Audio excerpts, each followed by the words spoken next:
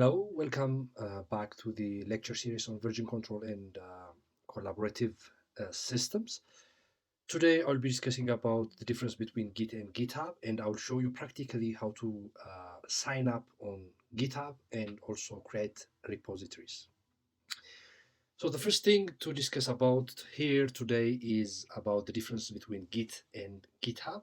So when we say Git, it's a distributed version control system that allows multiple developers to collaborate on a project, tracking changes in the source code during the development process. So it's more to, a central component of distributed version control system when we say Git. But on the other hand, when we say GitHub or when we say GitLab or Bitbucket or any other version control platform, it's a web-based platform that provides hosting for Git repositories. So in addition to Git, it provides some features which are built on top of the core framework Git. That being said about the difference between Git and GitHub, now I will show you how you should or how you can sign up to GitHub and also how you can create repositories in your remote Git account. So if you do not have any Git account, then I recommend you to create one using the URL, github.com.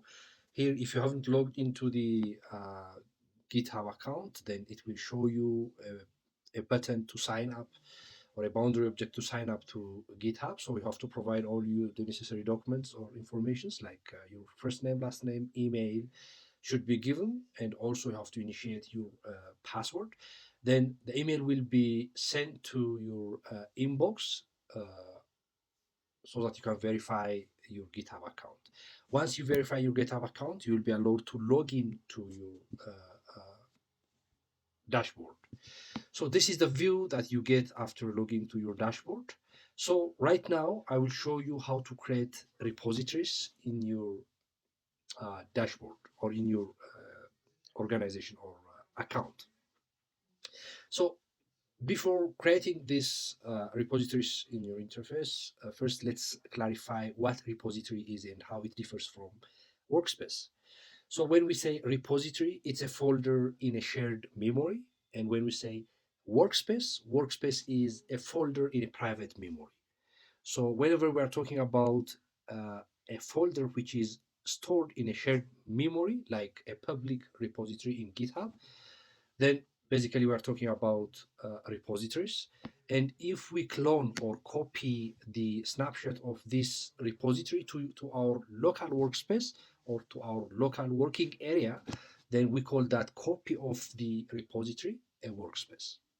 So in order to create a workspace or repository in your cloud platform under your account, you'll have to get some boundary objects that lets you create repository. For instance, here in the left panel, we will have a light green button that says new. You can click it and go to an interface that lets you create a repository.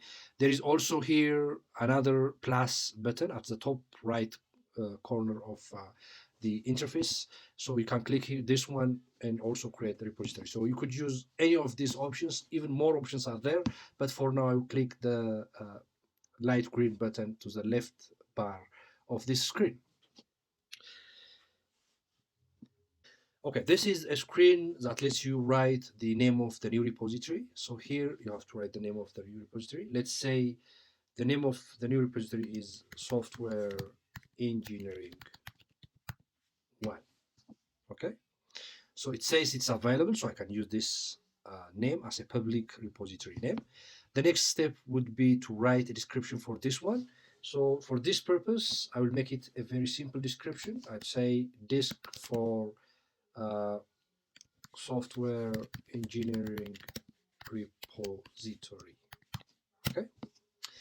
And the other one is whether to make it a public repository, which is accessible by all users in the internet, or private, which is private to the collaborators of this project. So in GitHub, number of private repositories for free access is limited. I think it's around 5. So usually you are recommended to use public, public repositories for projects which are not um, commercial.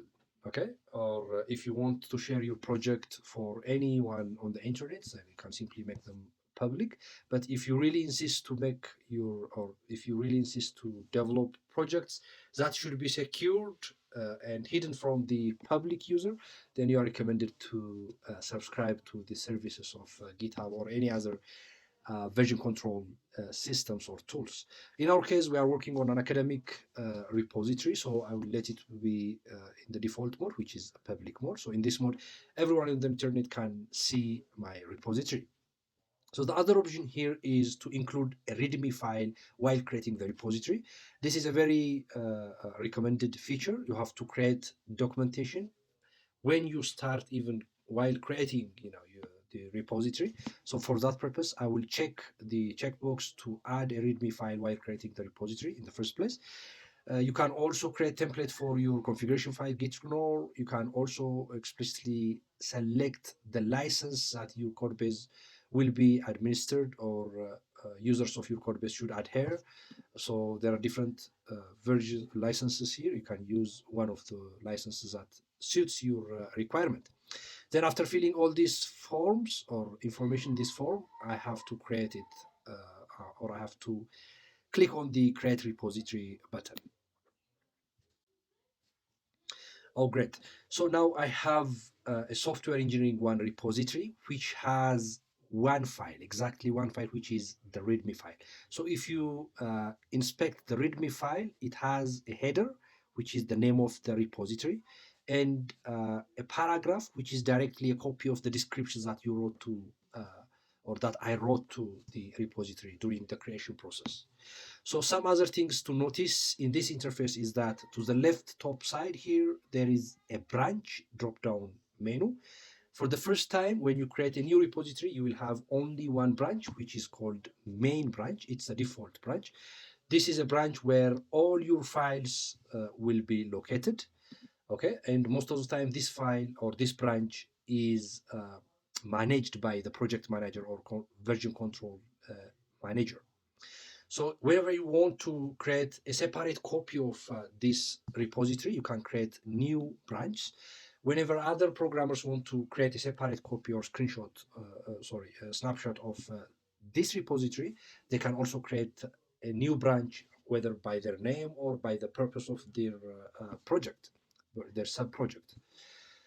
The other thing here is the tabs or the buttons at the top of this screen. For instance, the first one is a code tab that shows all files pertinent to this or belonging to this repository.